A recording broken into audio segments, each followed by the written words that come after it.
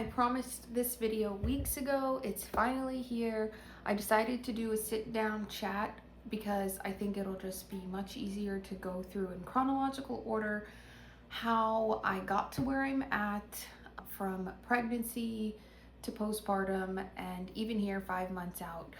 So this is my dietary approach postpartum, but we have to kind of go back in time to the beginning of my pregnancy, which I touched on in a previous video, was very rough. If I was going through my pregnancy in the system, so I had a sovereign, wild, self-directed, however you want to put it, pregnancy, and I think I would have been diagnosed with HG had I been in the obstetrical system.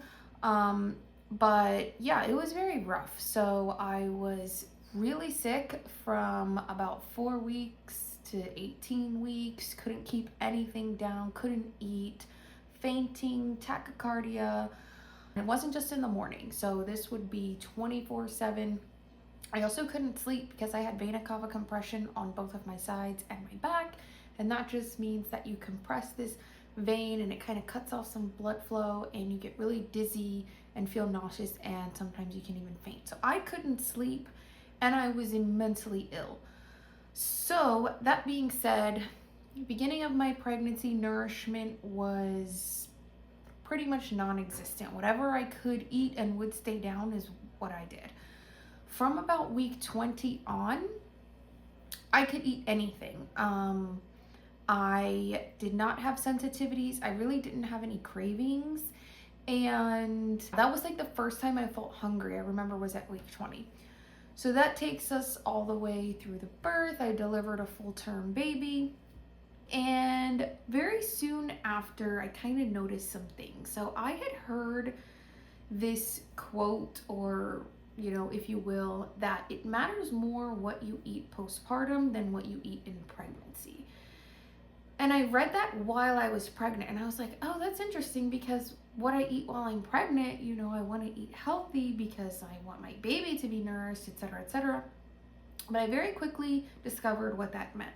So I gave birth on a Wednesday, and we were so graciously, gifted with meals and gift cards, and I had meal prepped a little bit before, frozen lasagnas, things like that. So we were eating, our favorite pizza places, sub places. We have a great French bakery, and we were, enjoying all the things, having the lattes, the croissants, the sandwiches, yada, yada, yada. By day 5, I had developed this debilitating headache that just completely took me out for 9 days, almost 10 days straight.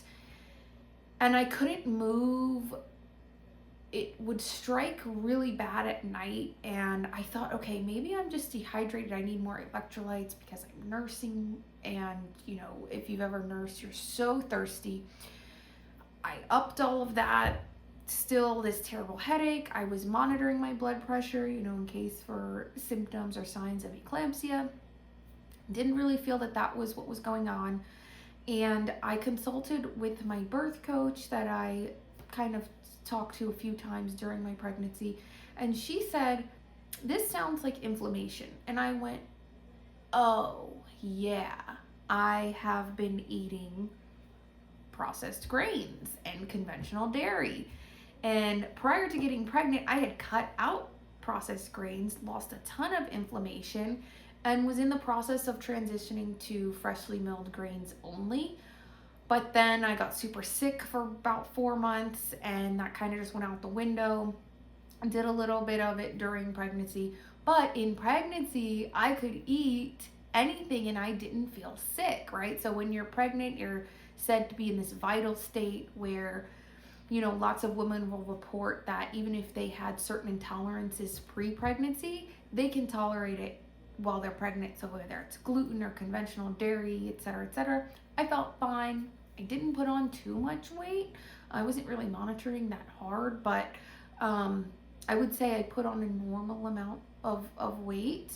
And so I felt fine, second half, and was eating well. And yeah, so I learned really quickly postpartum that I am no longer in that vital state and I'm in a much more vulnerable state.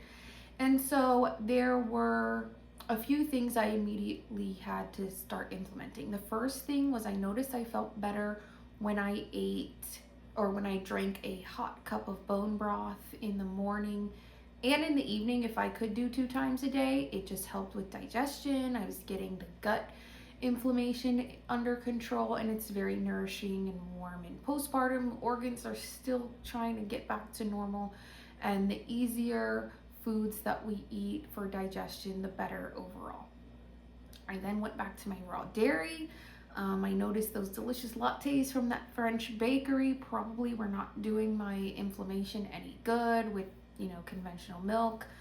Even though they were delicious, I started my raw dairy weekly orders again. Great. And then the main thing that I really had to focus on was the grains I was eating. So I could no longer indulge in the croissants and the sandwiches and the subs, especially very early postpartum, because the pre-processed grains were just not working for me. So I'm going to link a video that I really encourage everyone to watch. It's about 20 minutes long. It's from the Health Nerd account.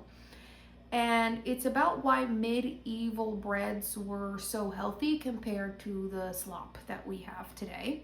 Essentially, I'll give a very quick overview, but I do really want people to go watch that. What we're eating today is considered to be dead grain. So in order to make flour shelf stable, once it's milled, they have to remove the bran and the germ from the endosperm. Those contain all the fibers, the nutrients, the minerals, and the oils, which will spoil and go rancid if kept milled and in a bag, right? So these have to be consumed pretty fresh after milling, and if not, it will spoil. So in order to mass produce flour, they have separated the grain, so it's no longer a whole grain. Now with that, like I said, the fiber, the nutrients, all that gets stripped away. So they try to enrich it chemically, which of course does not mimic nature. And they also, modern grains have a heavy usage of glyphosate, which a lot of people do have an intolerance to. They think it's maybe a gluten intolerance, but a lot of times it's actually the pesticide. And the strain of wheat today compared to what our ancestors ate is just, you can't even compare them. Our ancestors would not, their bodies would not even register it as wheat. So what is meant to be a completely wholesome, nutritional based food is now poison, and it's very inflammatory. And I learned quickly that I could not do that. Also, the dead flour, the glycemic index on that is higher than table sugar. So all around, it's not great. And I knew that because prior to pregnancy, like I said, I had cut all of that and felt amazing. And so back to square one, if I was going to eat grains, they needed to be my freshly milled grains. Even better if they could be sourdough with all of the phyto acids, pre-digested, etc., etc. So what did I feel? Besides that terrible headache, I noticed that I had horrific brain fog when I would eat these pre-processed grains. And I also noticed that, postpartum, it takes some time for the tummy to go down. But I noticed that when I would eat the grains, my bloat would be so bad that I literally looked like 7 months pregnant again. And I was just like, that's weird, because I didn't feel like that yesterday, and then I ate these grains last night, and today and the following days I'm just like extremely extended. So that was another sign. And my temperament, when you're a new mom, you're getting used to having a baby. I exclusively nurse her, and the nights or the mornings when I just needed extra sleep and she wasn't having it, I would get very, very frustrated and angry. And yes, that could be all hormonal and all that. But I noticed that when I was eating these inflammatory foods, it was also affecting my mood, my temperament, and just overall my brain health. So aside from the physical like extension of the gut and the poor digestion and that horrific headache, I was really bothered that it was affecting my mood so badly, especially in those early weeks postpartum when you're already very tender and kind of doing a hormonal wave. So I completely switched to an anti-inflammatory diet, which has been amazing. So complete whole foods, raw dairy, my freshly milled grains. Very rarely will I indulge in the pre-processed grains, like if I go somewhere or maybe we go out to dinner. Again, it's rare. I can handle it a little bit better now, but those early days postpartum, those early weeks I should say, was very rough trying to, for my body to filter those grains and the conventional dairy, and it just wasn't working. So that is how I healed my postpartum inflammation rather quickly, and I continue to do so, and I feel great. I have so much energy. Yes, I'm tired sometimes. That just comes with being a new mom, and I don't know. I really sometimes I wonder, I catch myself wondering if the postpartum period would be a lot less stressful and demanding if women were properly nourished, not improperly nourished or even undernourished, but well nourished. And that's something I'm continuing to explore because, like I said, as soon as I made that switch, I had a lot of energy, even though I was still freshly postpartum those early weeks. So yeah, can't recommend it enough. Find out what your trigger is if you are in those postpartum days, especially even if you're not pregnant, not going to be pregnant, past reproductive years. Really targeting inflammation is the number one way to feel more vital, more energetic, more clear-minded, better sleep, better mood, better cognitive function, better physique, all of that, better digestion. So find out what is triggering inflammation. It's something. In the modern world, everything is inflammatory. So I really encourage people to figure out what it is and then pivot from there.